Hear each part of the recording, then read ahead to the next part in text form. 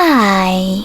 In front of me is ASUS Zenfone 10 and today I would like to show you how you can connect it to a printer. You need to begin by opening Devices settings and clicking on Connected Devices right away. Then select Connection Preferences. Click on Printing and Default Print Service. Now wait! Your device is now searching for a printer. When it finds one, it will connect to it, just like in my case.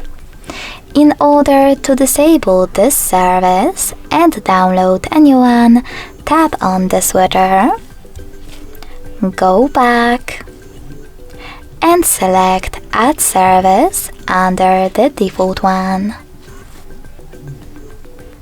Nextly, install the best one for you from the long list of available ones. When your new one is ready, click on the back button twice.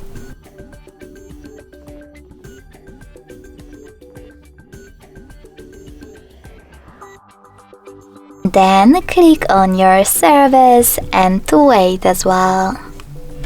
Thanks so much for watching. If you enjoyed this video, don't forget to leave a like, comment and subscribe. Bye!